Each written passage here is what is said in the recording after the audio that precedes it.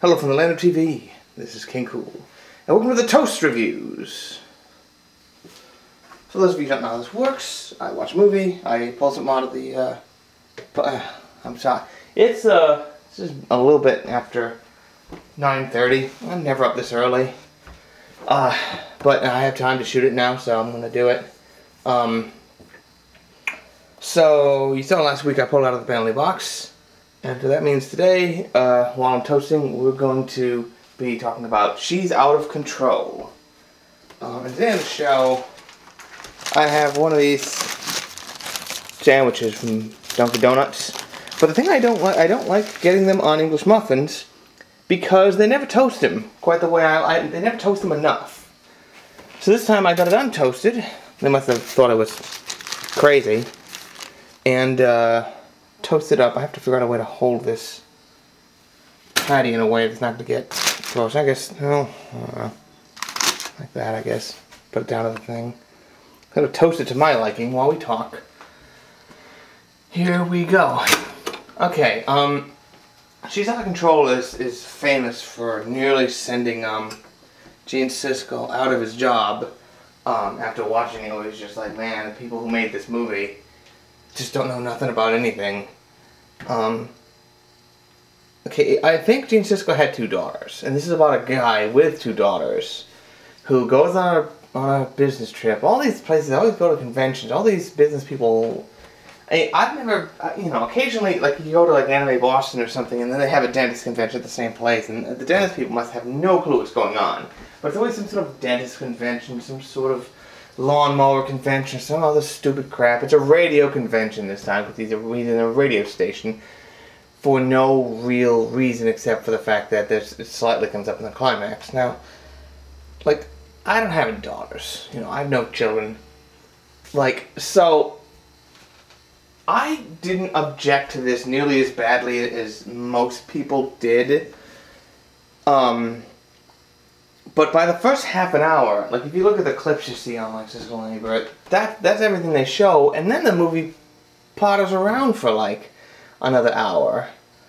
Just sort of, what it is he's getting advice from this book from his therapist. He's Tony Danza's trying to deal with the fact that the little daughter's growing up because she gets a makeover when he's out of town, and he just can't handle the fact that she grew up basically all at once. She had these big glasses, and I swear to God she was crossing her eyes on purpose when she had the glasses on. And I'm like, I'm getting kind of tired of movies crapping on glasses, okay? I wear glasses. I like glasses. I certainly like them better than putting something against my eyeball with a piece of plastic. I mean, whatever. Whatever works for you. But when I was in, okay, it might have been my first pair of glasses in 2nd, 3rd grade, were the big plastic ones, the nasty looking ones. Yeah, those don't look good on anybody. But they're just a good prop to just put in at this point where it's like, yep, boom. I don't know if that was just because we couldn't afford anything better until I got wireframes, and I pretty much stuck with them since then. But, and she's got braces and these other things, and actually take the braces out against the doctor's advice. It's like, they're supposed to stay in for another 3 weeks. It's like, 3 weeks ain't gonna mean nothing. And then, like, then she becomes super popular where there's a litany of boys who come to the door and calling her house constantly. And it's like, this. The thing is, I wasn't offended by it. The only thing that was slightly offensive, and I had to stop and look at IMDb, was when she's at the beach and she's filmed in slow motion with her breasts bobbing around. And I'm like, hold on, boop, boop, boop. And I look up and okay, yes. The girl playing the 15-year-old girl is actually 20, and I'm like, well, okay. Like, nevertheless, she's playing a 15-year-old girl. It was less objectionable, I think, in Romeo and Juliet when what's-her-face, the girl playing Juliet had a brief couple nudity scene. The funny thing about that is then she couldn't go see the movie because it was rated R, mostly because of her own boob nudity. And she must have been like, well, big deal. I guess I'm getting off topic. Like, okay, I wasn't offended specifically by this movie, but the movie is just not funny. It has some weird failure to get why any of this is funny. It's just handled very badly. And this is one, it's not quite as obvious why it's bad as Leonard Part 6. With that one, it's like nothing works here. It's almost fascinating how beautifully nothing works in that one. This one is just like, this is just kind of lame. Although it does provide one thing if you're interested. It provides Matthew Perry at the tender age of 20. Matthew Perry from Friends. And then you realize, yeah, he didn't look like Zac Efron when he was 17.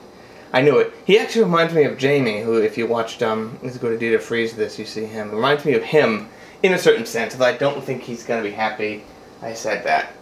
I really don't know what else to say. This movie's just dumb. What else does this movie do? Okay, the therapist, it turns out it...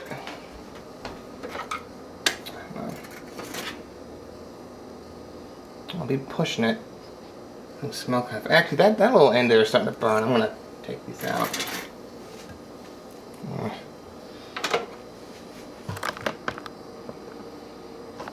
So, you know, it's supposed to be like the therapist is wrong. You know, at the end, that you find out, spoilers, he doesn't have any kids, and then Tony Danza flips out.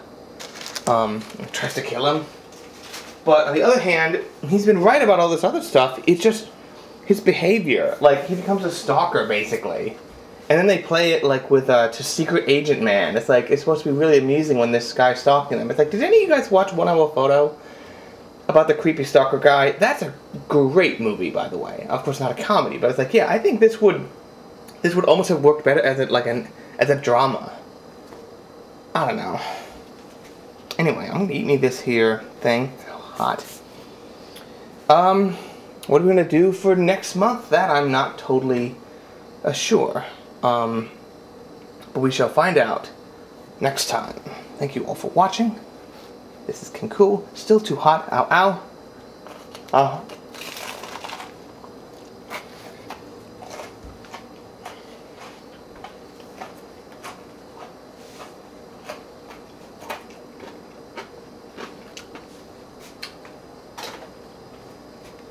Drive home safe. I forgot to say it.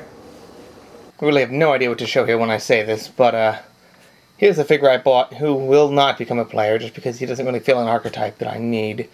But also, if anyone is going to call me a wimp for not watching Barbie: A Mermaid Tale, I did watch Barbie and the Three Musketeers. I can't show that disc because I sent it back yesterday. And it's fine. You know, it's a little girly, foo-foo. Making fun of that is like, you know, making fun of Barney or something, making fun of a little kid or something. It's like, you know, I don't know, but I freaking did it, okay? Don't call me a wimp. I wasn't feeling it last week. I'm sure I could go back and watch it, but I'm sure the more I do it, the less likely I'm going to tolerate it, so there's that. And say goodbye to this guy, because he will likely never be a player. Some people just don't make the cut.